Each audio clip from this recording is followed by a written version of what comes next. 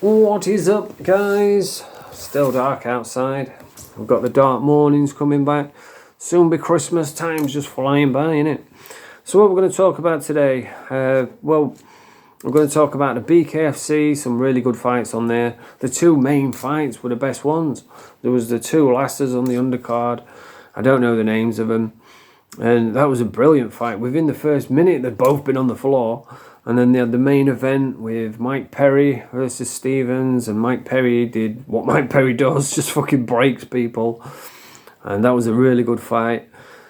What else? Colleen. Looks like he's finally got Colleen from drugs and alcohol, sobered up a little bit. Yummy B did a video talking about it, so we'll get into that. And Shadow Bacon, oh my god, what an embarrassment. It looks like he used the Brett May game plan, just showed up out of shape, jumped in there, threw a million punches, got tired and quit and ran out the ring and started talking shit. And that's it, that's what happened on the 3D Fight Club. I bet they regret fucking booking him now. Oh, Dougie Joyce was looking over like, the shadow boxer there. What's he doing, this shadow boxer there? This, that, the other.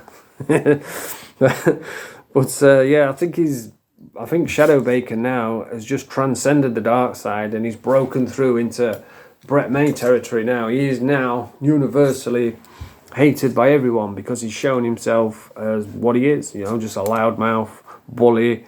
As soon as he gets it put back on him, look what happens, he shit himself and ran outside of the ring. And I noticed Jardo P was having a laugh at him, Rackpaul was having a laugh at him, rightly so, you know, he's been running his mouth, hasn't he? But, you know, I don't know how Jardo P can talk. He's laughing at fucking Shadow Bacon for quitting, but yeah, if only you were there, mate, you'd have fucking knocked everyone out, wouldn't you? You'd have, oh no, you won't, because you don't even show up, do you? You just talk about, you're just Shadow Baker 2.0, Shadow Boxer 2.0. But anyway, we'll start off with the BKFC. What a fight that main event was. But the undercard, man. Chief main event, two women. I don't know the names. I think it was Borger and Faria, I think. Borger was the blonde lass, the OnlyFans model. Hard as nails, she is. And Faria, I think there was both champions, but Faria was moving up in weight to fight the champion above because she cleaned everyone up in her division.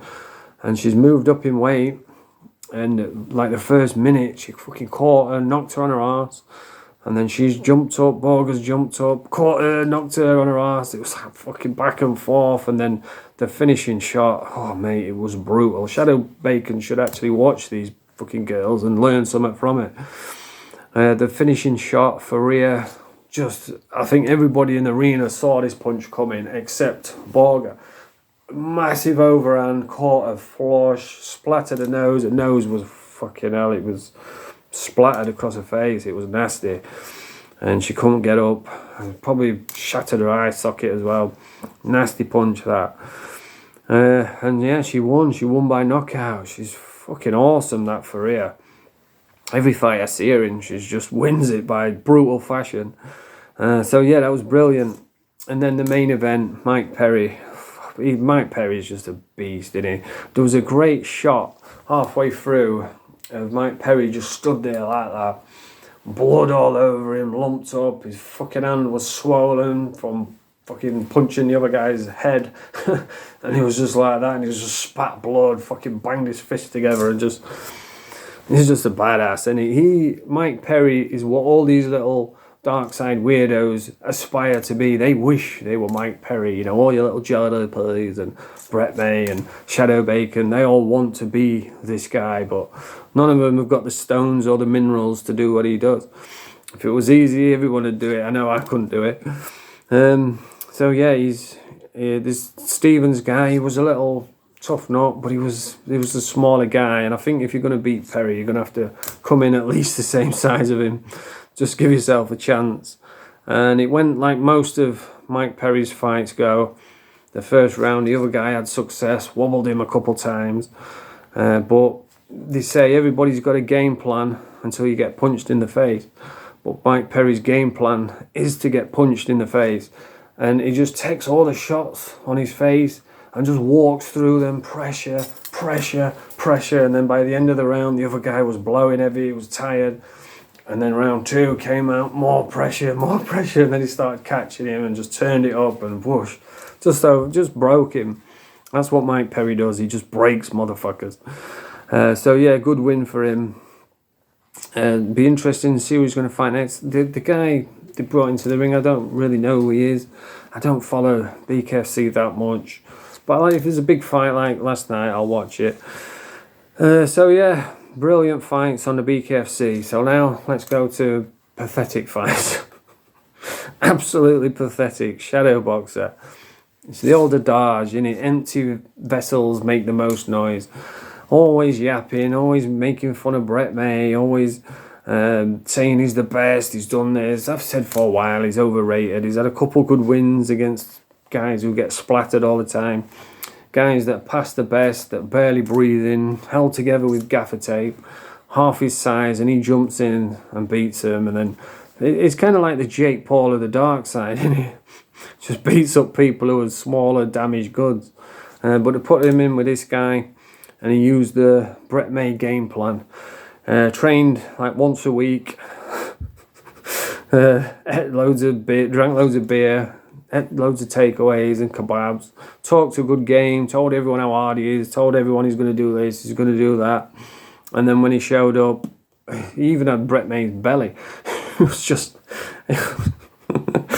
It was just flopping around, tits fucking bouncing all over, and threw like a million punches in the first minute, dropped the guy a couple of times. Well, I say dropped him, he kind of like bundled him down, and the guy went down. And then at the end of the round, he was so tired, Shadow Bacon, he could hardly stand up. He was like fucking bent over. And the other guy started coming on, started catching him, and he just, halfway through the round, he just went, no mas, and walked out of the ring.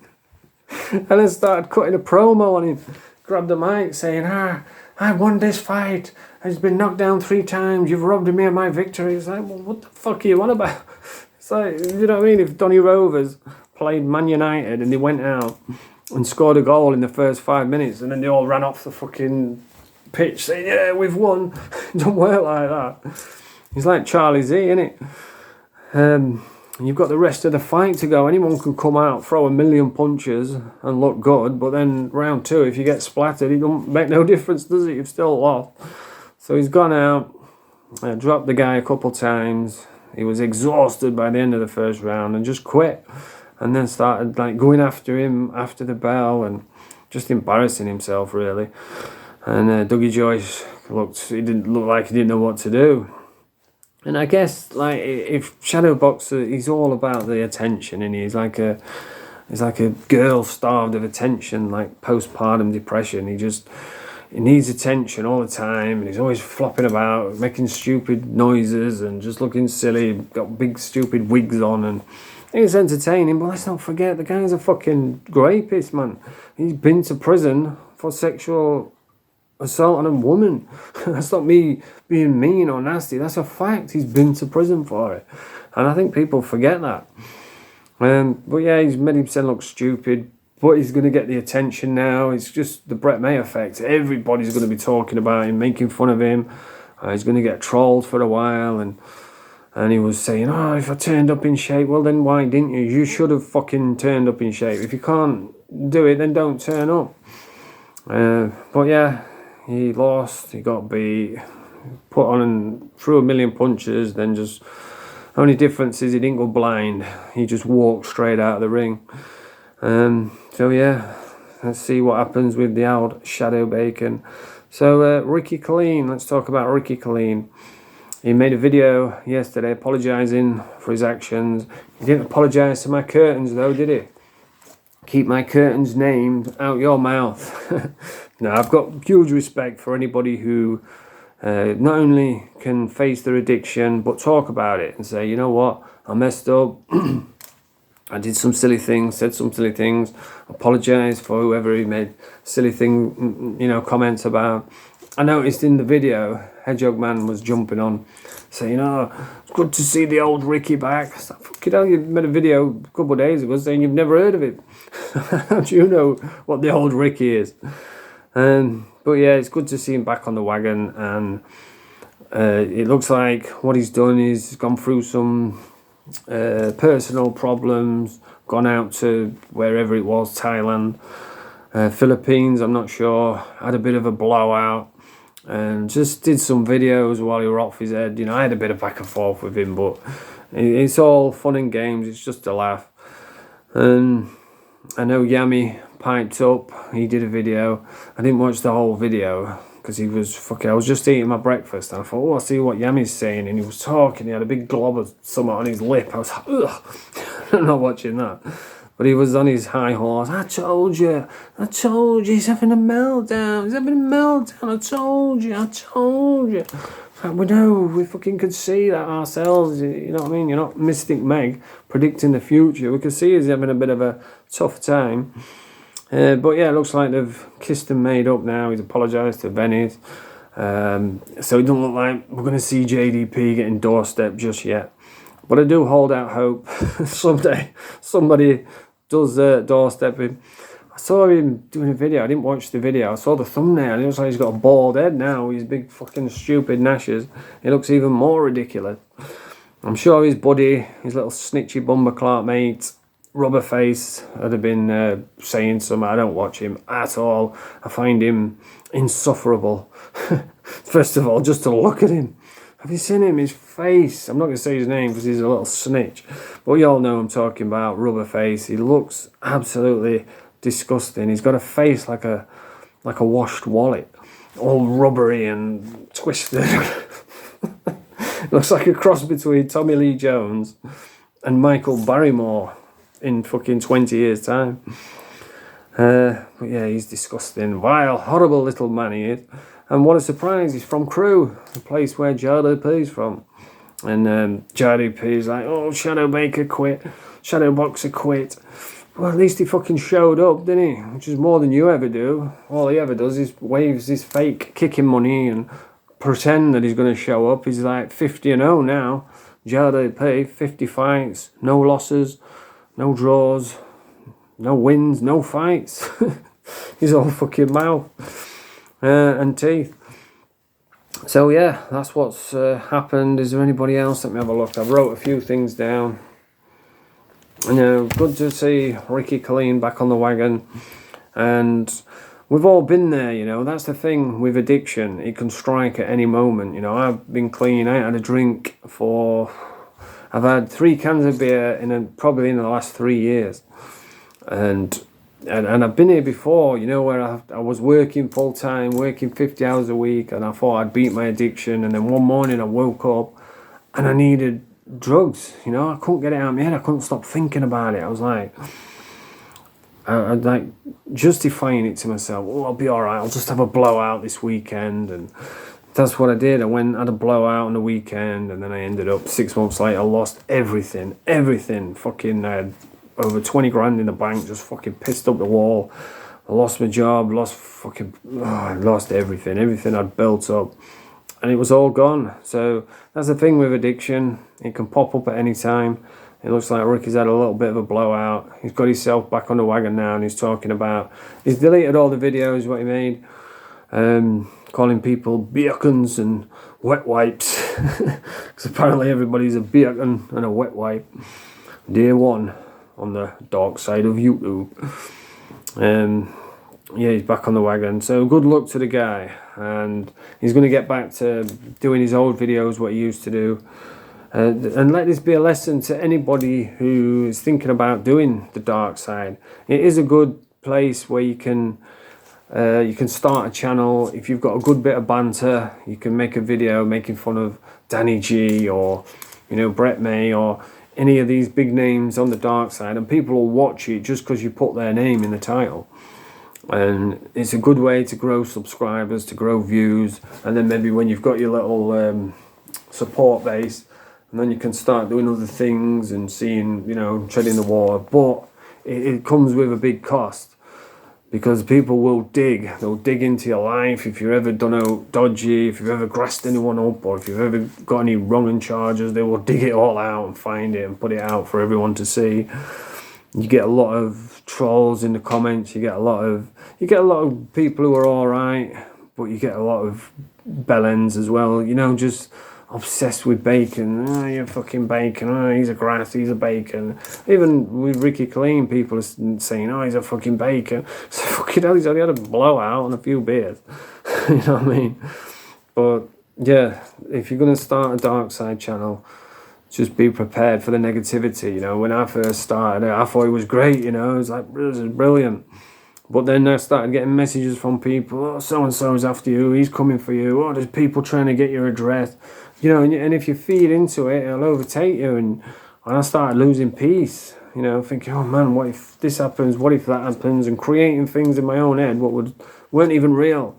So it can be tough on the dark side, but you have to just soldier through it and just realise it's bollocks, mate. No one's coming, no one's after you. It's just trolls. I remember the first time I got a negative comment. It was, what was it now? So, oh, that was it. Somebody said, and it did my head in, because it was just so random. There was in the comments and it says, oh, ask this guy why he got his ear beat off. Ask this guy why he got his ear bit off. But he won't talk about that. Because, you know, I've got like square ears. So it looks like I might have a little bit missing, but it's just a bit square.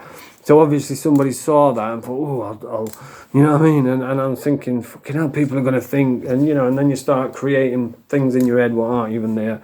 And it's just negativity. You just have to ignore that shit. And it's like with the videos, like if someone makes a video about me, I might watch a couple of minutes of it, but I try not to watch the whole thing because, you know, it's negativity in it. But that's what comes with the dark side. So if you are thinking of doing dark side content, it's good to get you on the ladder, it's good to get the views and the subscribers, but it comes with a lot of fucking stress and a lot of baggage. And then when you do get established, just start branching out and doing other things. It's what I do. I talk about drugs, recovery, and what I will say is honesty goes a long way on the dark side, because there's so many people full of shit now. Everybody's a tough guy. Everybody run every jail they've been in, and you know, they're all successful and rich, and it's all nonsense. You know, half of them ain't even got a pot to piss in. Half of them probably got bullied in jail, but they just put this thing on. So people are getting sick of that. People are fed up with hearing stuff like that. They want to hear from people that struggle, you know, people that have been to prison and overcome adversity and you know, beat their addiction and like I talk about overcoming homelessness and suicide and all that sort of stuff. And that's what people enjoy hearing, but also they like seeing drama and stuff. That's why I do the dark side videos. But yeah, so anyway, that's the video for today. If you like this video, press the thumbs up, subscribe to the channel, and Shadow Bacon, you big shithouse.